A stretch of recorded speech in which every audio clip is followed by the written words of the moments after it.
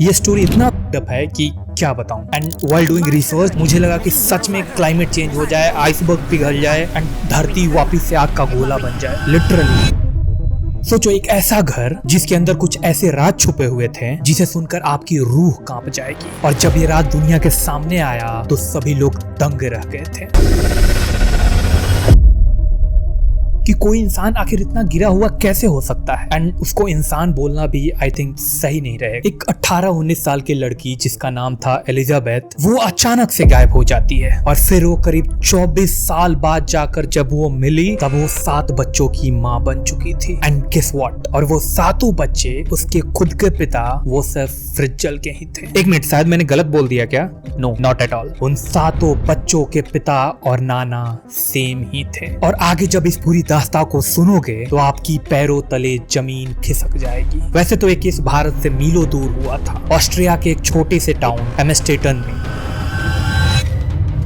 लेकिन ये केस पूरी दुनिया के लिए एक वार्निंग बन गया था। ये कहानी है ओसेफ फ्रिजल की। बाहर से एक नॉर्मल इंसान दिखने वाला एक सक्सेसफुल बिजनेसमैन और एक रेस्पेक्टेबल फैमिली मैन। आसपास के लोगों और पड़ोसियों के बीच वो एक शानदार, जानदार और दिलदार आदमी था। लेकिन इस आदमी के अंदर एक ऐसा दरिंदा छुपा हुआ था जिसके बारे में दुनिया को 24 साल तक कुछ पता ही नहीं चला। और मुझे पूरा यकीन है कि आप में से बहुत से लोग इस डॉक्यूमेंट्री को पूरा नहीं देख पाएंगे, उस इंसान के अंदर छुपे हुए अंधेरों को सुन नहीं पाएंगे कि आखिर ये संभव कैसे हो सकता है, कोई इंसान ऐसा कैसे कर सकता है। चलो जानते हैं इस केस को।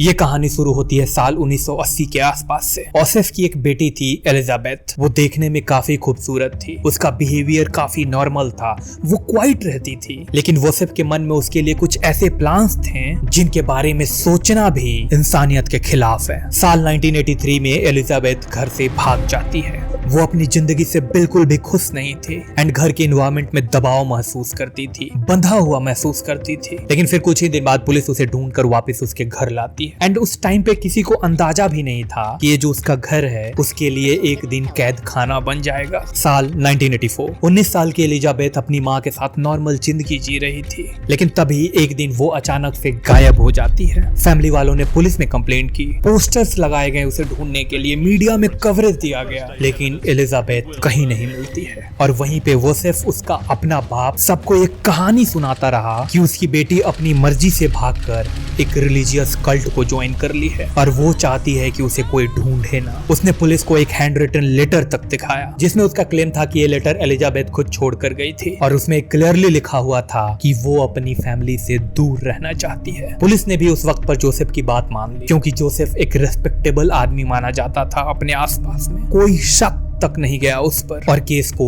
क्लोज कर दिया गया था। जोसेफ ने अपनी बेटी एलिजाबेथ को अपने ही घर के बेसमेंट में कैद कर लिया था। उसके घर के नीचे एक पुरानी सेलर थी। जोसेफ ने उसे कंप्लीटली मॉडिफाई करके एक कंप्लीट अंडरग्राउंड प्रिजन बना दिया था। कंक्रीट के वॉल, सीक्रेट डोर्स और साउंड प्रूफिंग वाले कमरे थे उसमें और वहां उसने एलिजाबेथ को लॉक कर दिया था। आगे बताता हूँ कि उसने ये सब किया कैसे, वो भी अकेले। पर सोचो, एक 19 साल की लड़की अपने ही घर में अपने ही बाप के बेसमेंट में कैद है और पूरी दुनिया को ये लग रहा है कि वो भागकर किसी कल्ट को ज्वाइन कर ली। अगले कुछ महीनों तक किसी को कुछ समझ नहीं आ सका, लेकिन धीरे धीरे उसके फैमिली वालों को उसके सो कॉल्ड लेटर्स मिलने लगे थे और उन सारे लेटर्स में सेम चीज लिखी होती थी कि मैं अपनी मर्जी से गई हूँ, मुझे ढूंढने की कोई जरूरत नहीं है। एंड ये लेटर्स क्लियरली जोसेफ ने फोर्स कर लिखवाया था एलिजाबेथ से। और असली हॉरर अभी शुरू होना बाकी था। बेसमेंट के अंदर जोसेफ ने एलिजाबेथ को कंप्लीटली कंट्रोल में रखा हुआ था। उसने अपनी ही बेटी को 24 साल तक बेसमेंट से बाहर तक नहीं निकलने दिया, not even a single day.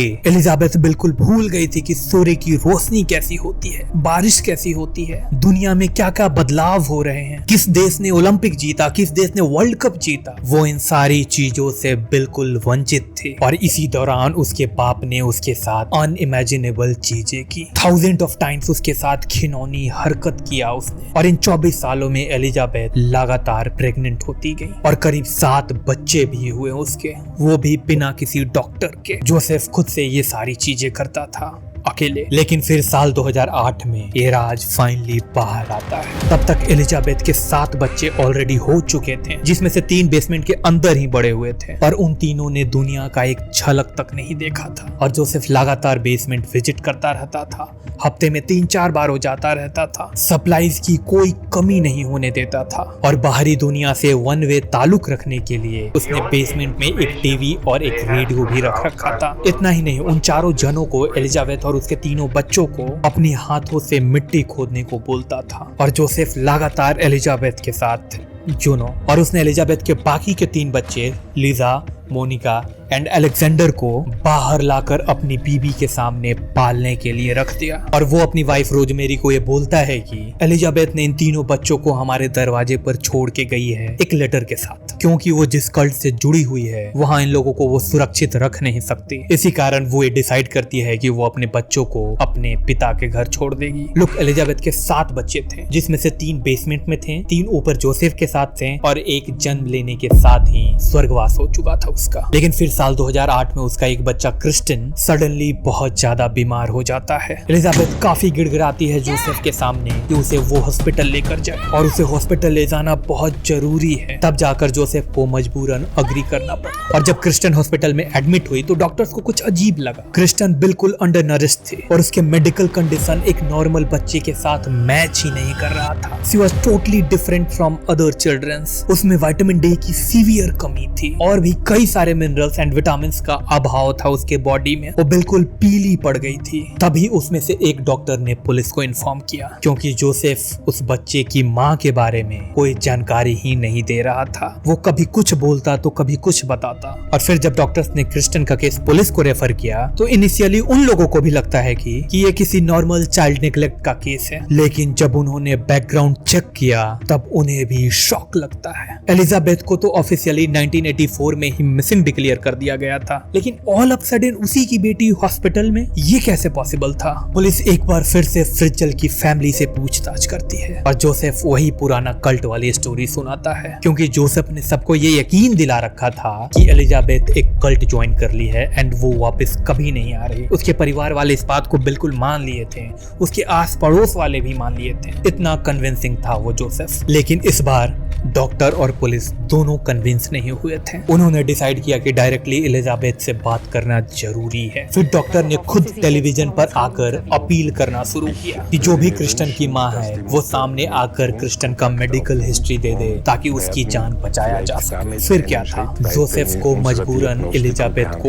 ऊपर लाना पड़ा, बेसमेंट से बाहर लाना पड़ा। और 24 साल बाद एलिजाबेथ पहली बार सूर्य की रोशनी को देखती है। वो पहली बार दुनिया के चकाचौंध से वाकिफ हो रही थी। उसके चेहरे पर एक उम्मीद और बहुत सारा डर और दर्द दोनों थे, क्योंकि जोसेफ ने उसे वार्न किया था कि अगर उसने अपना मुंह खोला तो इसका हश्र काफी बुरा होगा। जोसेफ उसको और उसके सारे बच्चों को मार देगा। She was threatened. लेकिन उसने पुलिस को पूरा सच बता दिया, ये बोलते हुए कि अगर मैं आपको पूरी सच बता दूंगी तो आप मुझसे ये वादा करो कि आप दोबारा मुझे उस एविल के पास नहीं भेजोगे। पुलिस एलिजाबेथ की बात मानती है और एलिजाबेथ पूरी सच्चाई बताती है पुलिस को। एंड वो मोमेंट ऑस्ट्रियन पुलिस के लिए भी काफी शॉकिंग था। उनके सामने एक ऐसी औरत थी जो अपने ही घर के नीचे के अंधेरों में अपनी आधी से ज्यादा जिंदगी गुजार चुकी थी, और उसके पिता ही उसके बच्चों के बाप थे और बच्चों का नाना भी। फिर एलिजाबेथ ने पूरे डिटेल में बताया कि उसके साथ कैसे कैसे हॉरर हुए थे, कैसे जोसेफ ने उसको जेल में बंद कर कर उसकी पूरी जिंदगी छीन ली थी। वो बताती है कि 28 अगस्त 1984 को जोसेफ ने उसे कुछ काम के बहाने बेसमेंट में बुलाया और उसे दरवाजा को पकड़कर रखने के लिए बोला, और जोसेफ एक तौलिए में कुछ केमिकल्स मिलाकर लाता है और एलिजाबेथ को बेहोश कर देता है। और उस दिन के बाद से एलिजाबेथ उस छोटे से तहखाने के बाहर नहीं आ सकी। मतलब बाहर का आवाज ना अंदर आ सकता है और ना अंदर की चिल्लाहट बाहर जा सकती है। मतलब जोसेफ ने सालों तक इसे प्लान कर कर इसे कंस्ट्रक्ट किया था एक बॉम्ब शेल्टर के नाम से। जोसेफ फ्रिजल का जन्म वर्ल्ड वॉर 2 से पहले 1935 में हुआ था, एंड वर्ल्ड वॉर 2 में इसके पिता जर्मनी आर्मी के लिए लड़ रहे थे, और उसी दौरान रशिया ने उन्हें प्रिजनर बना लिया था। जोसेफ अपनी माँ और भाई के साथ रह रहा, लेकिन जोसेफ की माँ उसे बहुत बुरी तरीके से ट्रीट करती थी। हमेशा उसके साथ गाली गलौज, मारपीट और